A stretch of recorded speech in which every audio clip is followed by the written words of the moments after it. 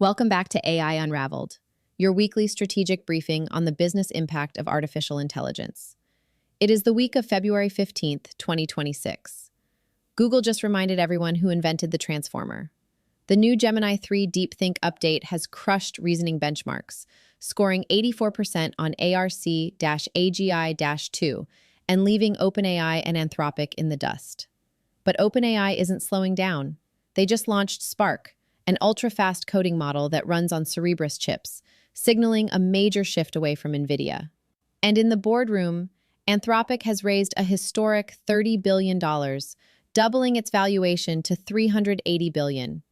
Also this week, Elon Musk wants to build a factory on the moon, Disney is suing ByteDance, and a $2 trillion panic has hit the stock market as investors realize AI might actually replace trucking and travel jobs. This episode is made possible by AIRIA, the control plane for your enterprise AI stack. This podcast is created and produced by Etienne Newman, senior software engineer and passionate soccer dad from Canada. Now, let's unravel the week. Before we dive into today's deep dive, a quick note for the brands listening.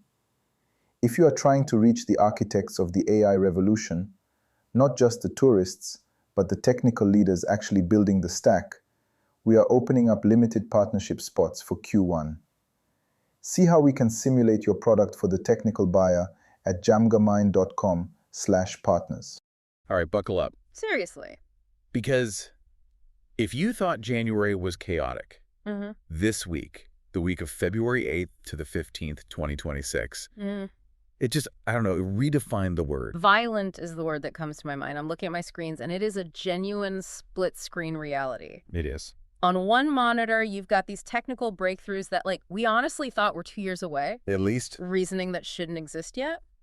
And on the other monitor, the market is absolutely bleeding out because of those breakthroughs. It really is two different worlds just smashing into each other. So, welcome to AI Unraveled. We're going to try. We are going to try to make sense of what is, and I'm not exaggerating, probably the loudest, most confusing week in AI history. Yep. We have Google suddenly waking up and just crushing benchmarks we thought were untouchable. Well, at the same time, OpenAI is pivoting, so hard to just raw speed. Not even intelligence, just speed. And the money. We have to talk about the money. Oh, the money. Anthropic is now worth almost $400 billion. It's unbelievable. They're swimming in it.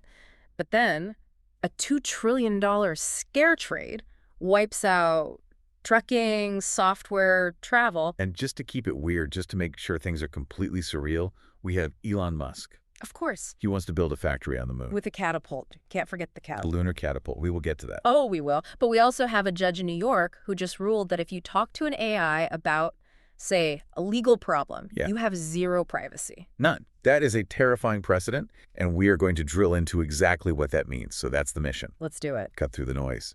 Is Google actually winning now? Is the economy about to just collapse? Let's unravel it. Let's start with what you called the reasoning war. Because for the last, year, maybe more, the narrative has been really clear. Very clear. OpenAI is the king, Anthropic is the safety-conscious challenger, sort of the adult in the room, and Google. Google was just there. Yeah. The sleeping giant. Yeah, they were the legacy player trying not to trip over their own feet. People were writing them off. They absolutely were. But this week, the giant didn't just wake up. It, kicked down their front door and tore the whole house down. That's a good way to put it. They released the Gemini 3 DeepThink update. And I want to be really clear here. The numbers we're seeing aren't just, small improvements. No, this is not a 2% bump. This is not, we summarize emails a little better. These are what I would call jump scares. They are. And we really need to focus on the metric that is making everyone just lose their minds. It's a benchmark called RRCAGI-2. Right. And for listeners who don't, live and breathe benchmarks, we should probably explain why this one is different. Please. Because usually we're talking about, the bar exam or the SATs, right? Yeah. Tests where the AI has seen the training data. It can basically memorize the answers. Exactly. Most benchmarks are just testing retrieval. Did you read the textbook? Yes. Okay, you pass. ARC-AGI is fundamentally different. It was designed to stop that. Yeah. By Francois Chalet. Precisely. It's a test of novel reasoning. It shows the AI a visual puzzle, a grid of colored squares that it has never, ever seen before. Zero training data. Zero. No memorization. It just asks the AI, look at this abstract pattern, figure out the rule, and solve it. So it's basically an IQ test for a machine. It's the closest thing we have to testing actual general intelligence, not just, regurgitating the internet. Okay, so let's set the stage. What's the human level for this? So a human genius, someone who is just exceptionally gifted at this kind of abstract pattern recognition, they score around 85%. 85%. Okay, that's the ceiling.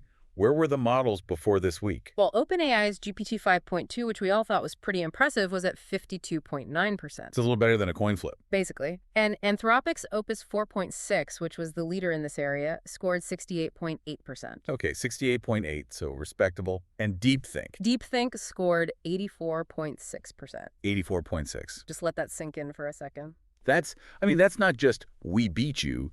That's a complete blowout. It's a different class of intelligence. I have to play devil's advocate, though. We see new benchmarks and new leaders all the time. Does scoring 84% on a weird visual puzzle actually mean I'm going to get better real-world answers? Or is this just, research vanity? No, it is absolutely not vanity. I think this is the crossing of the Rubicon. Wow. Think about it. At 50%, the AI is just guessing. At 68%, it's like a smart student, but it gets tripped up by new problems. Right. At 84.6%, Google has basically proven that an AI can look at a problem it has never seen with no prior information and solve it with pure logic. So the whole stochastic parrot argument. It's dead. DeepThink killed it this week. This isn't a mimic. This is a thinker. We're moving from just information retrieval to actual reasoning. Precisely. And it's not just ARC. They hit a new high score on a benchmark called Humanity's Last Exam, which is just a fantastic and terrifying name. Great name. They scored 48.4%. And they took gold medals in the 2025 Physics and Chemistry Olympiads. Okay, see, the Olympiads feel really significant to me. Those problems aren't just rote math. They require creative problem solving. They require a deep, almost intuitive understanding of science, and that leads to the other huge thing Google dropped this week, a new agent called Alethea. Right, this one kind of flew under the radar for the mainstream press, but the tech folks are obsessed. What is Alethea? Alethea is the shift from chat to discovery. Up to now, we've used AI to talk, to write code, to make pictures. Yeah. Alethea is a math agent. It is designed to solve open mathematical problems and formally verify proofs. It's not trying to talk to you, it's trying to find objective truth. The name Alethea is Greek for truth, right? It is. Truth or disclosure. It's a heavy name, but it's appropriate. It's hitting new highs on all these benchmarks because it verifies its own work. So it doesn't hallucinate. It proves it doesn't guess. And this signals that Google isn't just building a chatbot, they're building an engine for scientific discovery. Because if you can solve gold medal chemistry problems, you're not that far from solving protein folding or material science problems that no human has ever cracked. Which is so fascinating because while Google is going deep, like literally with DeepThink, building a digital scientist, OpenAI is sprinting in the exact opposite direction. They dropped GPT 5.3 Codex Spark. Spark is the key word there. And this is a pivot that I think caught a lot of us off guard. It really did. This is the first model that's running on that new hardware partnership they have with Cerebras. Yeah, the wafer scale engine 3 chip. We should probably pause on that hardware for a second because wafer scale engine just sounds like jargon, but it's actually really cool. Okay, break it down. All right, so normally a computer chip is tiny, right? The size of your thumbnail. You take a big silicon wafer and you cut it into hundreds of these little chips. Got it. Cerebras basically said, what if we don't cut it? They use the entire wafer. The chip is the size of a dinner plate. A dinner plate size chip. Yeah, and it's perfect for AI because all the memory and all the compute are on the same piece of silicon. The data doesn't have to travel between different chips. It's all right there. So it's instant. It's instant. And the headline here is just speed. This thing codes 15 times faster than the model it replaced. 15x. That's incredible. But how do you even use that? I mean, my fingers can't type 15 times faster. It's not about you typing. It's about the agent loop, the back and forth. But they also changed the networking to make it faster. They cut the per round trip overhead by 80%. Oh. They're using persistent WebSocket connections. Okay, WebSocket connections. That's another one of those terms. Why does that matter for a coding assistant? Think of the old way with HTTP requests, like making a brand new phone call for every single word you want to say. Okay. You dial, you connect, you say print, and then you hang up. Then you dial again, connect, say hello, hang up. All that dialing and hanging up is the overhead. it's slow. That sounds exhausting. It is. WebSockets just keep the phone line open. It's a continuous stream, a dedicated pipe between you and the AI. That's how they crushed the latency. Okay, so it's super fast, but there's always a but. There's a huge but. This is the controversy. There's a trade-off. It's faster, but is it smarter? No. In fact, it's dumber. Dumber. Significantly, and that is the calculated risk OpenAI is taking right now. Spark scores much lower on standard software engineering benchmarks than the base GPT 5.3 model. It makes more mistakes. How bad are we talking? It actually failed OpenAI's own internal high capability threshold for cybersecurity. Wait. It failed their own safety check. It failed their high capability check, which basically means it's not smart enough to be a super hacker, but it also might not be smart enough to defend against one. It introduces vulnerabilities. But let me get this straight. Uh-huh. In one corner, you've got Google building this, genius mathematician that takes his time to think, it checks its work, it's solving the mysteries of the universe. Yeah. And in the other corner, you have OpenAI giving you this frantic junior developer who types 1,000 words a minute on 6 energy drinks. Yeah. But introduces bugs and security holes because he's just moving too fast. Frantic junior developer might be a little harsh, but the strategy is accurate. OpenAI is making a bet. A bet on what? They are betting that for 90% of tasks, developers don't want a genius. They want speed. They want the autocomplete to be instant. They don't want to wait 30 seconds for a deep think response. Not when they're just trying to fix a CSS bug, no. They're betting on good enough and fast over perfect and slow. But if I'm a CTO and I'm looking at this week, this is a huge conflict. Google is offering me a Nobel Prize winner, and OpenAI is offering me a speed demon that might leak company secrets. And that is the massive headache that every IT and security department is dealing with right now. For sure. You have these incredible new tools dropping literally every week. Google's DeepThink is brilliant, but it's expensive and it's slow. OpenAI's Spark is lightning fast, but it's risky. And the developers on your team? They don't care about any of that. They don't care about benchmarks or risk profiles. They just heard code's 15x faster, and they're going to plug that API in immediately. They want to go home early. They absolutely will. They'll just bypass all the corporate checks to get that productivity boost. Shadow AI is going to be rampant with a model this fast. Which is a complete nightmare for security and for compliance. You can't just block it because the productivity gain is real, but you can't just allow it because the risk is also real. It is. And honestly, this is exactly why we use AI. Absolutely. When you have this kind of velocity, when the landscape shifts from DeepThink to Spark in 3 days, you cannot rely on manual checks. No way. You can't have a security team trying to review every single prompt. AI is basically the control plane for your entire AI stack. Right. It's what allows a company to actually say yes to these new models without flying blind. Exactly. You want to use Spark for front-end coding. Great. You want to use DeepThink for that heavy data analysis? Go for it. AIRIA just sits in the middle and manages it all. It gives you that real-time cost control, which is huge when you compare the pricing on these. For sure. But the big thing for me is the threat detection. So if Spark does try to write some insecure code, or if a developer accidentally pastes in customer data, AIRIA catches it before it ever leaves your system. it's about not having to choose between being innovative and being secure. Yeah. You can have the speed and the safety. If you're running an AI stack in 2026 without a control plane, you are just asking for trouble. Secure your stack. It's really that simple. There's a link in the show notes to check out AIRIA. I do it before your developers start hitting that Spark API and you wake up with a data breach. Okay, so let's follow the money. Because while the tech was exploding, the financial side of this week was just, the numbers are staggering. We have to talk about Anthropic. The so-called adult in the room just got a massive, massive allowance. They raised $30 billion. 30 billion in a single round. The number just doesn't even sound real. It's the GDP of a small country. It is. And it was led by Coatue and GIC, the Singapore Sovereign Wealth Fund. Microsoft threw in $5 billion. Hedging their OpenAI bet. 100%. And Nvidia put in $10 billion. Their post-money valuation is now $380 billion. That is double what they were worth in September. Double in 5 months. It's insane. But the revenue kind of backs it up, right? It does. They're at $14 billion in annualized revenue, up from $10 billion just last year. But for me, the thing that really stood out this week wasn't even the private funding. It was their public victory lap.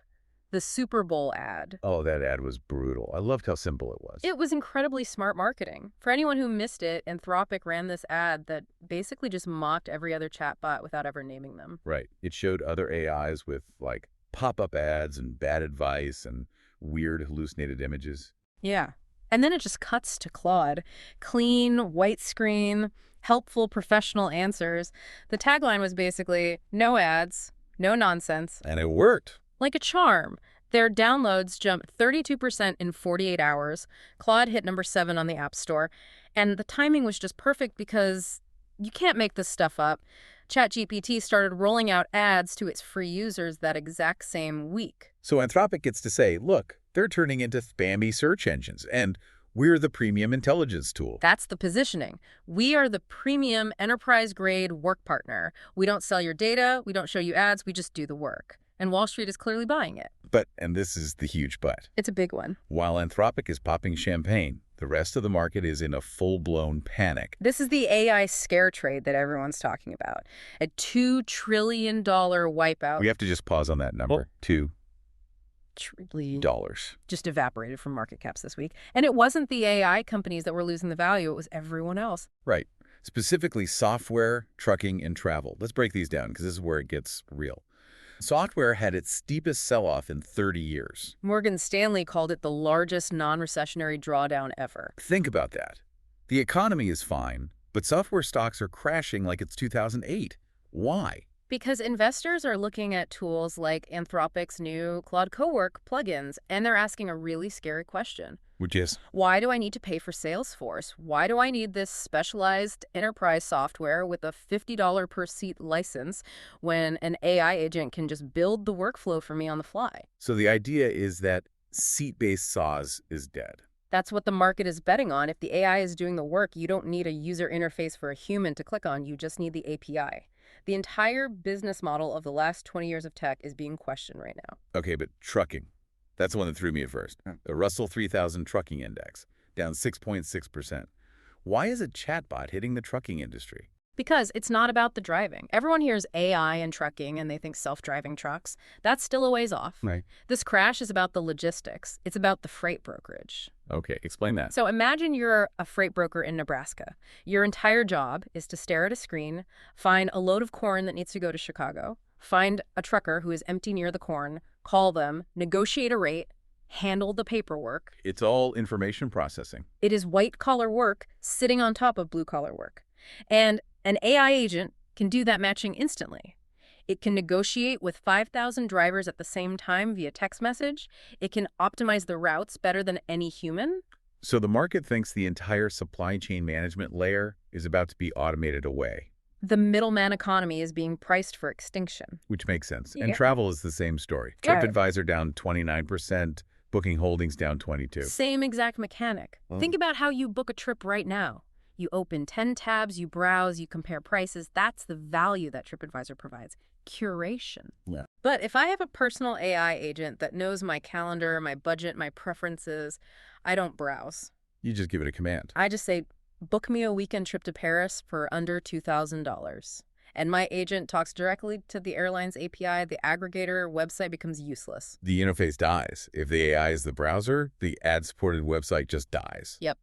And this brings us to the quote that I think really poured gasoline on this fire.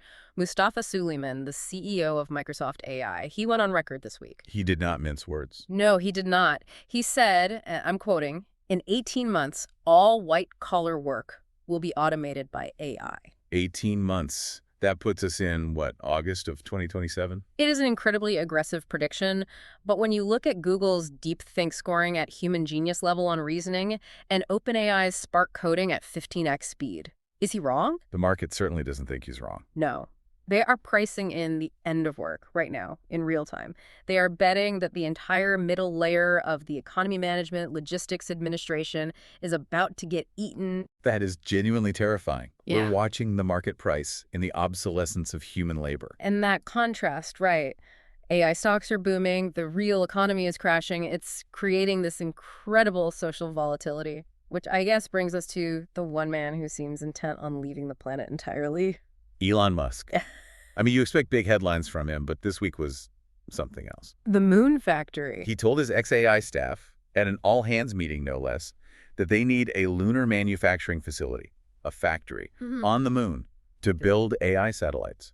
And launch them with a catapult. A giant catapult. I have to ask you, is this genius? Is this some 4D chess move we're not seeing?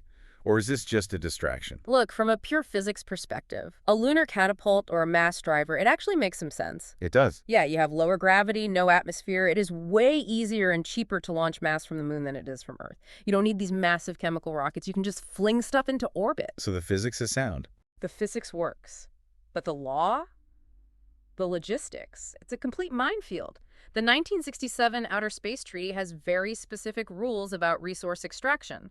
You can't just go set up a factory on the moon and claim it as your own. Right. But the timing of this announcement feels convenient. Oh, that's the wag the dog moment, right? That's the cynical take. While everyone is tweeting memes about the moon catapult, what's actually happening at XAI? They lost 6 of their original 12 co-founders. Half the founding team gone. In 1 week. And 11 other engineers resigned on top of that. Musk is trying to spin it as firings from a reorg. But the staff who are leaving say they're resigning to go start new companies. That does not look good, especially with all the other stuff swirling around XAI right now. The Grok deepfakes, the IPO push that's under scrutiny, the Epstein files. It's a lot of heat. And when the heat gets too high on the company, Elon points at the sky and says, look, a rocket. Or in this case, look, a moon catapult. it just feels like a classic misdirection. XAI is blinking its core talent while promising a science fiction future. And in this talent market, with Google and OpenAI poaching anyone with a pulse, losing half your founding team is a catastrophic blow. You can't build a moon factory if you don't have any engineers left on Earth.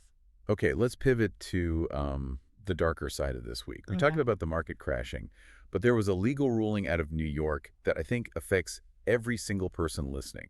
This is the story that kept me up at night this week. Judge Jed Rakoff. The ruling is that your AI chat transcripts are not privileged communication. Correct. Let's walk through the case because the details matter. It was a fraud case. A finance founder accused of, I think, $150 million in fraud. Okay. Before he was caught, he had been using Claude Anthropic's model to brainstorm his defense strategy. So he was treating the AI like his lawyer. Exactly. He's typing in things like, how do I explain this financial discrepancy? Or what are the legal precedents for this kind of asset transfer? He's just pouring his heart out, thinking he's in this safe, private space. And the prosecutors found out and subpoenaed Anthropic for the chat logs. Yep. And his lawyers argued reasonably, hey, this is attorney-client privilege. He's preparing for his defense. The AI is an extension of his legal team. And the judge said, Yeah. no, Yeah. no. Why? Because of a legal principle called the third-party disclosure doctrine. Okay, what's that? It basically says if you voluntarily share information with a third party, you lose any expectation of privacy for that information. So talking to the AI is like talking to a third party. Rakoff's ruling says yes. The moment you type a prompt into Claude, you are disclosing that information to Anthropic, the corporation. Even if Anthropic has a privacy policy that says they won't look. Even then, because their terms of service state that they can use your data to train their models, or at the very least that they store it, you have technically disclosed your secrets to a corporation.